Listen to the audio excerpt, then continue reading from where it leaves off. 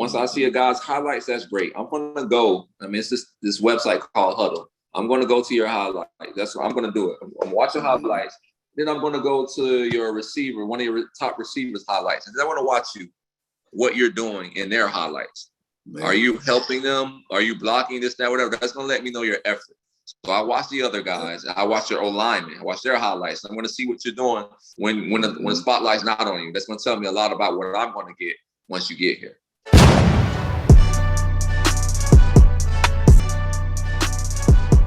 What's up, everybody? Welcome back to the Scholarship Open System Podcast. It's your boy, Keem Shavers, and I got another guest here with us today.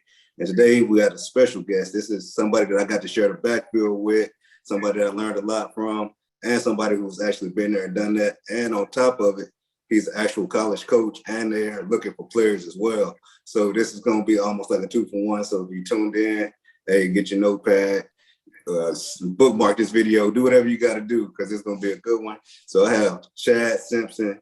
He's one of the first All-Americans that I've interviewed on the show. So you got to know, he's good. He's one of the top returners in the nation. And, they just don't throw that around a lot. And he's been to the NFL, CFL, Grey Cup champion, played in Super Bowls. He's done it all, folks. So this is my boy, Chad Simpson, a.k.a. Give Chad the Ball. And, and so that's how I like to introduce you, bro. Whenever I tell anybody I know you, you know what I'm saying? And but how do you introduce yourself? Oh, man. Just someone, I'm just another player, man, another Dade County prospect, came out, loved the game, and that's just that. I don't know. I'll let my resume speak for itself. I don't really be trying to. I'm not big into introducing myself like that. So. Yeah, I feel that. So, man, can you tell us how it was coming out of Miami-Dade? Edison High School. I know Miami as a whole got a whole bunch of talent, but getting out of Edison, how was it for you? Well, the thing was, right, I'm actually fortunate. It started way before Edison with me. Like Dade County is like a lot of people know, is one of the number one counties in the nation where, football players come out of. Right. So it's funny, the neighborhood I grew up in, we actually had, I want to say, over 15 NFL players that came out of that neighborhood within within 20 blocks of each other. So yeah, man, that was I was just on my block alone was me and Brandon Harris. That was just two. Willis McGahee, T.Y. Hilton, he came from the same neighborhood. Chad Ochocinco came from that same neighborhood. So it actually started there. So it was like that's the thing growing up, and this was it was an urban city, the hood, basically. I mean, there's only two type of kids or people in the hood, right? You got your, your drug dealers or you gonna play this football. Athlete, yeah. Exactly. I ain't no gangster. I like all that getting shot and going to jail. So give Tad the ball. So that's you know what I mean? So that's where it started, man. The love there and just being around that type of those type of athletes. They kind of they set the bar for all that. Right. See, that's crazy. It's because I knew Chad was from Miami and everything, and T.Y. and Willis McGahee, but I didn't know y'all all from the same neighborhood. And it's crazy because you don't ever see you would think a high school would put out 15 D1 players, but a neighborhood. Oh yeah, definitely, man. I'm not capping at all, man. I'm talking about some no name guys that kind of went to UM, like Darnell Jenkins was a receiver. We had Gartrell Chavis that played for San Diego. He actually got drafted the same year I did at running back. San Diego, came from Colorado State. So yeah, man, these are the guys that we had this place called the Dust Bowl. And all of us would be there. So when a lot of people say, they're like 1% of America, it's 1% chance of Americans becoming an NFL player. Right. I never kind of stuck to that stat because I had just, that many in my block. So yeah, so I mean that's the weird part about it. It's very weird. Y'all's about 70% of that 1%. Y'all put them out. Exactly. Yeah, that is crazy. Man, just coming out of a neighborhood like that, I know the competition. I know we all played like in the hood, in the back of the apartments, or in a field somewhere, just like playing up, throw it up. Well, we used to call it kill the man. And kill the man with the ball. Yeah, man. So I know just being able to do that with that type of talent around, no pass, man, I know that done a lot for your development. And when you got into the pass, it was just probably made it that much easier. So, man. So what was like your freshman year like at Edison? Well, that's the thing, right? So I didn't initially start at Edison. I actually started at American High, which is like in Hialeah. But I was having issues. They moved me to linebacker, and I knew that I would never grow. Yeah, I'd never grow to be 6 foot, and I kind of seen the trend and all that. I'm not a linebacker, so I transferred to Edison, and I actually transferred to Edison High thinking that I was like going to a school where, they were sorry basically. So I wanted to come and be their savior. I'm like, all right. At the time I was I was going to be a junior. So I wanted to go somewhere and shine, but it wasn't that actually. It was like probably like 15 other kids thinking the same thing. We actually were good. Man. Yeah. Yeah. So they actually had a couple of that year we had 16 guys go D1. I mean, coming out my year. So within those 2 years, like we all played together. But 16 of us went D1. 5 of us actually went to South Florida together. Yeah, South Florida. Yeah, they gave all of us scholarships. Wow. Yeah, it was the same thing. So I'm coming from my hood where, all these NFL guys later come and everywhere else. So the talent was steep there. And I come to a sorry place thinking I'm going to just take over. And these guys were just as hungry. So, I mean, every day was like, you had to be on your stuff. You couldn't have no off days because the guys that were behind me were just as good as me. And, these 16 D1 prospects, like they're not going to let up every day either. We had different scouts out there every day. So every day was a show. So we couldn't have any off days. So, I mean, looking back, now as you think about it, it was a bit tough. But you didn't know the toughness of it because it just was reality. Right. Yeah, that's a good way to look at it because going through the process, you don't realize how hard you're really working because, that's you're just doing what it takes. And after a while, it becomes the norm. And it's just like a lot of kids, they think they're working hard when they're just doing what they have to do, during school hours or when they're at practice. They go home, they hop on a game. It's like, that's a whole other level outside of that. And it's just generation. Yeah. Right. That's true. So that's what this podcast is for, man. So we show them like from real people who's done it and show them, at least tell them what it took, And a lot of guys, they think they can just go play, do well on Friday or whatever, and shoot, the rest will fall into place. It happens for a lot of people, but, for the majority, that ain't the case.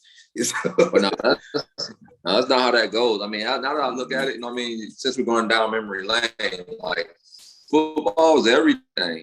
We would play football before while we're waiting on the bus to go to school every year from elementary all the way to middle school.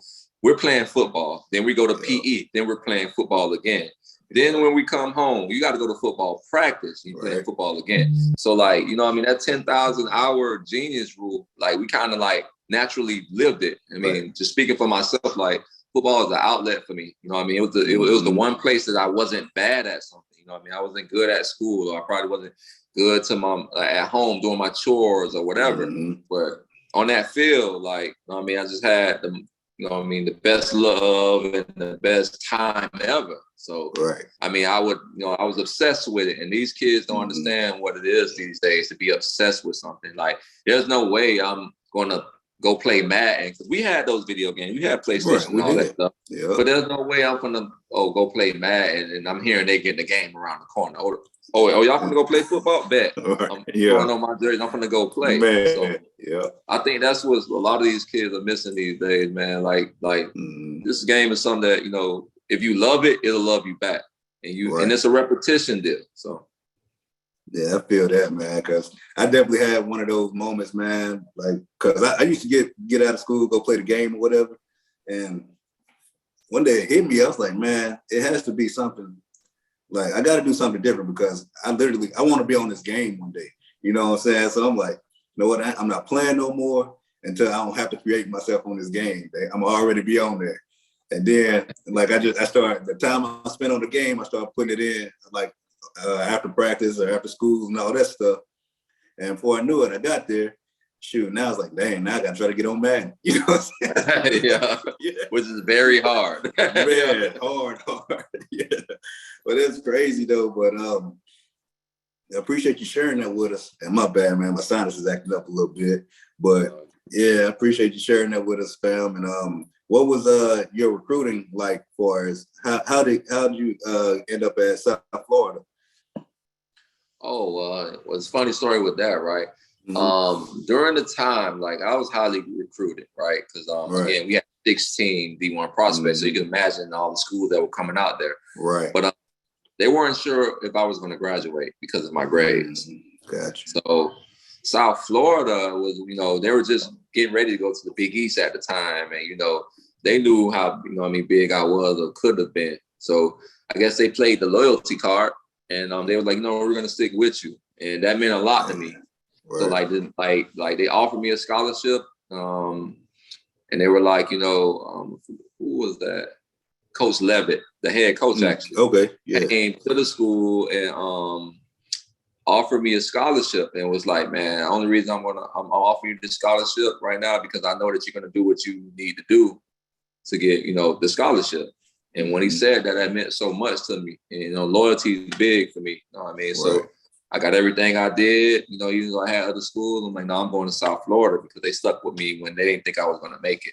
Yeah. So, and actually took 5 of us. It was Jackie Claude, which was a tackle. We had another Jackie Chambers, which was a receiver. We had Richard Claude, which was a defensive lineman, and we had Mark Dow, which was another tackle. So yeah, y'all deep out there. Yeah, we was deep. Yeah, that's crazy. My freshman year, I went with my homies. Yep. That's cool to see that. Like they were loyal to you throughout the whole process, because a lot of coaches, they all cap. They'll feed you a lot of BS. If I'm being honest. Yeah, exactly. And I know it happened to me a couple of times. Like coaches were like, "Hey, we're gonna offer you blah blah blah." Offer never came through. I'm like, what's going on? Right. Like I'm holding it down on my end. Right. But I didn't, at the time, I didn't understand that it was actually a numbers game and they had to cover their tails too. So it's like, all right, it makes sense. Right.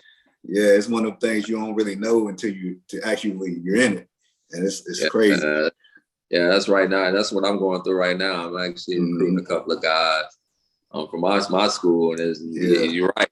It's like, man, I'm like, dang, it's all over again. So I'm like, I'm going to offer a guy, but I'm honest with them though. I tell them like, hey, listen, I'm going after this guy. I'm going after this guy. You know what I mean? Right. And I only want the best guys anyway. Exactly. You're right. Those guys had to cover their butt, but I got to have a little bit of integrity with mine, because like that kid's going to come. And then once he comes and see all these bags, and he's going to know you lied.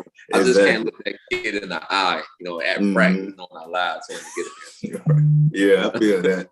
Yeah, that's one of the things, you kind of develop your philosophy after going through it so many times. And it's like, all right, I know how I felt in this type of situation. I don't want to put my guys through that. But since we're going through that avenue, bro, and a lot of prospective college kids are going to be watching this and want to know what they need to do to get recruited. Especially for running backs, that's near and dear to my heart as well. We shared the backfield together. Yeah. What do you look for in a running back outside of, the normal, you got to be fast? Oh, that's simple, baby. Can you get out of trouble? Like that is the deal. Like, right? Because, a good offensive coordinator, anybody can design a play to where the hole is open and you just run through it and get 60 yards because no one is there. It doesn't happen a lot, but it happens more often than not. So I need a guy, once, the play breaks down or something, say a tackle misses his block, say anything like that, I need to see, once you get that ball, someone, you can help us get out of trouble with your moves. You're elusive, you know what I mean? And the next thing I look for is your heart. I have to see that motor, man. I have to see that want to, because I don't want to get you up here not have to motivate you. I'm going to motivate you, but I don't have to motivate you all the time. It's a certain degree of motivation I can give you. You know what I mean? But most of it has to come intrinsically. So like, I don't want to have to do all that. And the next thing is just their character, man. Like, I don't want to have to, you know, guys that I have to keep, they have to baby, basically. I have to deal with their attitudes because we're not going to do everything right, and everything's not going to go the way it's planned. And they have to be able to keep a cool head and take coaching. Right. So I mean, that's the forefront of it. The next thing for me, you got to be able to block, pass protection.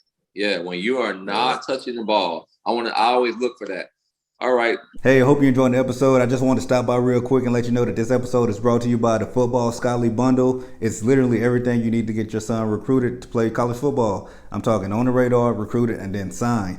So go check it out at footballschollybundle.com. I'm going to put a link in the somewhere on this video. But I just want to stop by real quick and let you know that. But hey, let's get back to the show. Once I see a guy's highlights, that's great. I'm going to go. I mean, it's this website called Huddle. I'm going to go to your highlights. That's what I'm going to do it. I'm watching highlights. Then I'm going to go to your receiver, one of your top receivers' highlights. And then I want to watch what you're doing in their highlights. Man. Are you helping them? Are you blocking this, that, whatever? That's going to let me know your effort. So I watch the other guys. I watch your O-linemen. I watch their highlights. I'm going to see what you're doing when the spotlight's not on you. That's going to tell me a lot about what I'm going to get once you get here.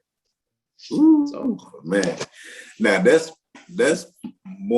some free game right there. That's worth more than the time you're gonna spend listening to this podcast.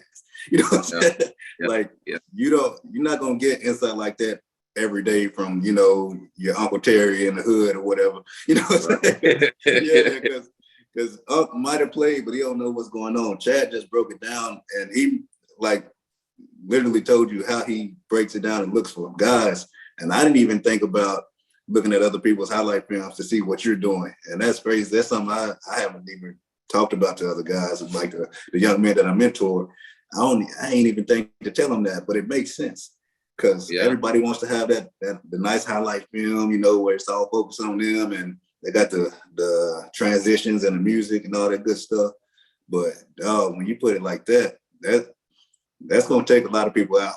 You know what I'm saying? No, definitely. Yeah, I let those other guys coach like that. Me, I know a guy. I see you got your receiver just caught a screen and he's shaking all these people and you're just trotting behind it. I'm like, oh yeah, that's not an effort guy. That's a me guy. You know what I mean? No one wants that from a team aspect. You know? Exactly. Yeah, and that's real because, man, you got to be going every play.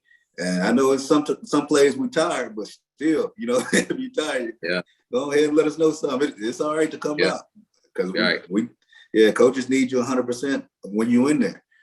And exactly. So that's a great perspective as far as how you break it down and look for guys. So what areas do you normally recruit? I know you're out. I recruit all over, man. With this internet and this you know, it's a website called Huddle. So I mean, you have everyone on there, man. I recruit everywhere. You know what I mean? I'm actually you know, each week I try to pick a state that I focus on, and you know, I watch highlights, and you know, I highlight guys, and so I recruit everywhere, man. That's the thing with this new age technology. Man, you can see every kid do everything, and these kids need to take advantage of that. Me and you didn't have, I don't know about you, but I don't think we had YouTube, Huddle, and all the other platforms that these kids have to be seen. True. So that's the biggest thing. Yeah, we had YouTube when I was coming out, but nobody really knew how to use it. You know what I'm saying? Like, right. Still sending DVDs out, so you know, it's like, I know I can put it up here, but you know, I ain't think I could send a link. I actually received the DVD the other day. I was like, wow. Like, I wanted to offer that kid straight off of that. I'm like, you know what? Like, you took the effort to send me a DVD. Yeah. I was like, where'd you find it? So I'm like, I called that kid immediately. So like, I don't blame you. Did you have a DVD player you could put it in?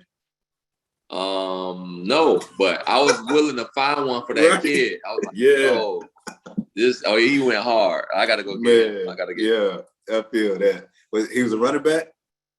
No, he was actually a quarterback. Oh, yeah, he was a quarterback. Dang, that's what's up.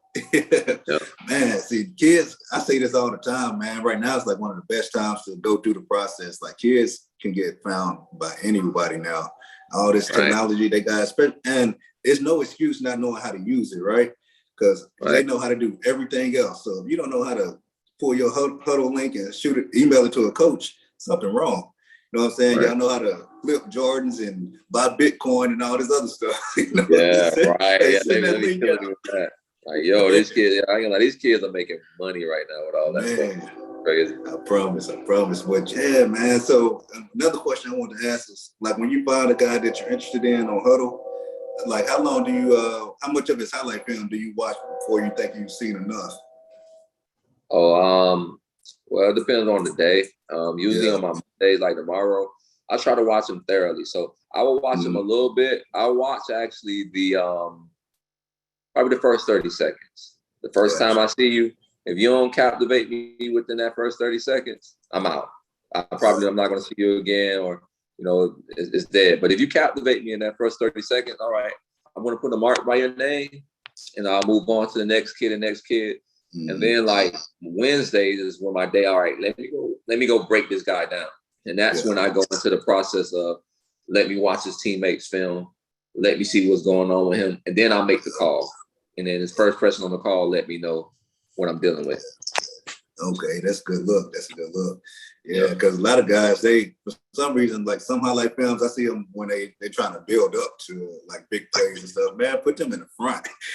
Oh yes, the biggest play of your life better be that first play. Exactly. That's what I'm thinking about. I'm like, in that first 30 seconds, I'm like, this is you. This is who you are. You think about it, we're recruiting tons of kids over the nation and around the nation, right? Why I'm not going to sit up there and watch all 10 minutes of your highlight. I don't have the time. If I do that, because I'm trying to watch, probably 20 kids a day. You really think I got that much time to do that on top of, whatever else I have to do for coaching and, everything? Nah. 30 seconds, it's that first day. You don't make the cut, you're not going to make it to Wednesday. Right. I'm moving on. Exactly. Yeah. That should be the goal. Make it to Wednesday, fellas. You know what I'm saying? Right, yeah. And the biggest thing, too, another thing, I'm giving film tips. Like, make sure your film is clear. And make sure your film is clear. Make sure if not, because they do a lot on Huddle, make sure you're highlighting yourself there. Because, again, we watch tons of kids. I'm not going to struggle to watch your film. So the moment I see your second play is blurry, you're dead. You're not going to make it even in 30 seconds because you're wasting my time. And I'm not able to do my job efficiently. Right. So, another thing, of course, we expect highlights, right? So, like anything, if you're a quarterback, offensive lineman, we expect that it's your highlight. It's the stuff that that has nothing to do with you that I really want to watch. Man. Like, how are you on the sideline? How are you, how are you after the play? When you're not doing anything, are you chasing the ball as a old lineman? That's your running back breaks, through the line. Are you chasing to go find someone else to block? That's the stuff that I need. The reason I'm watching you is because I heard that you were good or you came on my desk, whatever.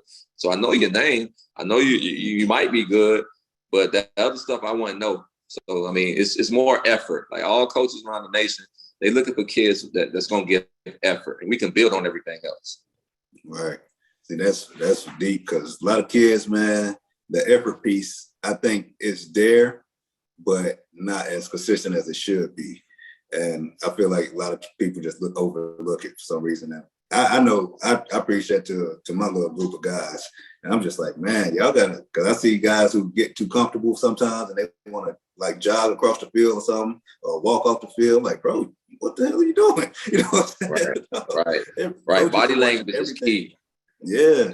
That's another thing. Body language. I can't tell you how many kids I just stopped watching their tape because of their body language. They're just nonchalant, walking around, and I'm like, oh, this kid, he's not enthusiastic about this game. Like he doesn't really care.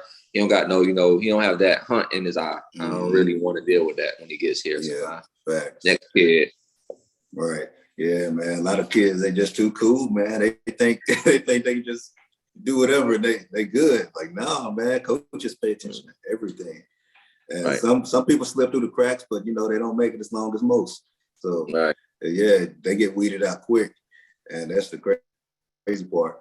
So, man, on average, bro, like when you're recruiting, how many people do y'all normally bring in a recruiting class? Well, I'm at a JUCO level, so we have 2 teams, so we're bringing in 300 kids. 100. We actually have a JV. You know what I mean, for the kids as part of the. Yeah, so we're bringing in 300 kids. So that's what I'm saying. I don't have for guys that's not giving effort or anything like that to watch their film all day. Like I got to cover that. I mean, that's my quota. Keep my jobs. Like I have to bring in the best kids. So like a lot of times, like we'll see a kid out there, lagging or just messing around. The first thing the head coach asks is, "Who recruited that kid?" And everybody sitting there trying to look around. You know what I mean? But he'll figure it out. Hey, what's your name? And then go on that crew list. Now you're making my job hard. So exactly. Like I can't put no garbage out there, especially with me being through the process. Of the whole process with Little League to the NFL. They're expecting me to bring in some good talent. So I can afford to have a sorry kid out there. Right, facts. That makes sense, man. Because I know you could probably attest to this. I had a coach tell me when I actually, as soon as I signed, he was like, "Hey, don't get too comfortable. We just signed you, but we're looking for your replacement already." I was like, "Dang, I ain't even touched the field." You know what I'm saying? Yeah, no, absolutely. That's at every level. That's just life, man. You know what I mean? You're at a job. They're looking for someone better and cheaper. You know what I mean? Exactly. So it's like, like there. Then when you get there, there's going to be 5 of you because they recruited you, right? There's going to be an older you that's probably a senior because whoever recruited those backs, they kind of recruit the same. So it's like you have to get there and compete against yourself. There's going to be a you from Texas, a you from Miami, a you from wherever. You know what I mean? Like that's just what it is. In the moment, you slip up, whether it be grades, whether it be you get hurt, whether it be you have an attitude. That other kid's going to be up and you're going to be gone. That's how it goes. Yeah, it's the harsh reality of it. A lot of people don't understand it. They think it's all fun and games. You see Saturday and everybody balling, but you don't understand it's a lot to go into making it to Saturday. A lot of guys don't make it to Saturday. Exactly. They call out those, and the worst thing ever for them to call out the ones, and you just sitting there. Man. Like one, and they go jog out, and they coach, whoa, let's go see how this goes. Let me see Johnson in there. Man, it's just demoralizing. So it's like, the big thing, man. I try to tell kids, man, like always work like you're the last guy. You know what I mean? That scholarship doesn't mean nothing. That means you got an opportunity. That's it. An opportunity is intangible. It's just an opportunity. So like, know that you have an opportunity. Be grateful for your opportunities. Opportunities are great. They're not handed out to anyone. But don't think it's something special or something stagnant in your life. Because, I mean, just like that, you can be gone. You're an ankle injury from being a no one. You know what I mean? Yep. So that's just an ankle injury. God forbid you get something worse. So like, while you're out there, you better tear it up. So if you do get that ankle injury, I'm like, hold up, man. He was, that kid's tough. I know when he gets back, he's going to still be better than everyone. Right. So that's the only way you get that type of grace. So, yeah, I mean, again, it all falls back on effort. Yeah. Like giving effort, giving you 100% every time you're out there. I feel that. Because I remember one time, man, I went down with an ankle injury. And my coach, he said, "Hey, you got 2 weeks. But check this out." He said, "Joe, your ankle is a long way from your heart. So what you going to do?" I was like, "Oh, man, you don't hit a double take this thing, man." Right. You better. Right. Yeah. If you were in line, there was 4 or 5 of me out there. I was like, "Oh, man." Right. Joe, that's deep. Oh, man. But Joe, I appreciate your time, bro. I know you're busy. And I know you got other things to do. And I appreciate your time that you're spending with us. One thing I do want to know, man, I like to ask everybody is what's one thing you wish you would have known better or have more insight in when you were going through the process? It's funny as you say that. I wish I was a little more. I wish I knew football a little more. You know what I mean? I was saying it's just off my talent. I didn't study the game like I needed to, because all my life I've always led with my talent. So I didn't understand the strategic part of the game. And that's a big part. So I wish that I would have studied the game and knew the game a little better. So I mean, that's the thing I encourage all you guys. If you're a running back, do not just learn your position. Learn why you're doing things. You know what I mean? Learn what you are to your offense. Learn your offensive philosophy. Learn what all the receivers are doing. That's another thing I wish I would have learned too. To play receiver. To play all the positions, because that makes you valuable, right? If I'm not in the backfield, you know what I mean, blocking or something like that, you can get the ball in my hands at slot and stuff like that. Yep. So to answer your question, I wish I would have. I would up my knowledge and I would up my skill level at another position. Yeah, that's deep. Because hey, the more you can do, that's what they always say, man. Facts. Yeah, because that's one thing one of my JUCO coaches used to tell me. He's like, bro, you got to be able to do more than play running back. I was like, what you mean? You know, that's what I do. He's like, nah, if you want to make it, you better learn how to do something else. I was like, oh, okay. You know, that big pressure. I was like, all right. But yeah, man, it's crazy. I'm glad that you said that, because a lot of people overlook it. Because I talk to guys all the time who get mad if somebody like, I had a running back actually who his coaches moved him to corner. And he didn't want to play corner, but he was built more for a corner, you know, as far as his body type and actually how he plays. So I was like, all right, cool. I mean, you got to be able to adapt. You know, it's still football at the end of the day. You know, and if you love this game, you're going to play no matter where they put you. And yeah, that's what I just try to preach to him, man. And bro, I sure appreciate it. And again, can you tell people like where to find you? Like if they want to send some film out to you or reach out to you in any way? Oh, sure, man. You can find me on Twitter at Give Chad the Ball. You can find me on Instagram at C_Simpson_1. And I don't know, I put my number out there, 786-422-4195. You can call me there because I'm always looking for talent. I'm actually about to get off, you know, right now and look at some kids, you know, so nice. I'm always open. I'm always open for calls. I'm always open for emails, and all that. And you can find me on JUCO. I coach at is asa.com. And you'll find me on there. And yeah. Cool. Well, man, Big Dog, I appreciate it. We can't really close it out no better than that, man. And hey, thank you for all the advice that you shared. And thank you for the advice that you shared with me while we played together as well. You know what I'm saying? And man, I think that's gonna wrap it up. And, appreciate it. Yeah, for sure, man. Hey, you know, I'm a big fan. I always have been. You know, it was crazy getting to actually share the backfield with you. And it's just one of the things, man, like, just like, I don't want to say siphoning off your experience, but just, man, being able to be around it, you know, see your work ethic and see how you handled yourself to actually learn how to become a pro. That was a big thing for me. So I was like, man, yeah. So I appreciate you, bro, for real. I appreciate that, man. I appreciate hearing that, man. Cause like, you know, I've had guys I look up to, man. I ain't gonna lie, you was pushing me. You know, while you was there, you and Shakir Bell, like, and man. Nice, like. We tried, man. Yeah, man. Y'all were nice, man. I ain't gonna lie. It was fun sharing the backfield with y'all. For real. Yeah, I got to get Shakir on here too, you know. Oh, yeah. See what I know he got some stories for him. So. Yeah, he got a running back academy now. Yeah, running back I gotta plug him. That's for sure. Yeah. But yeah, man, I appreciate it again, bro.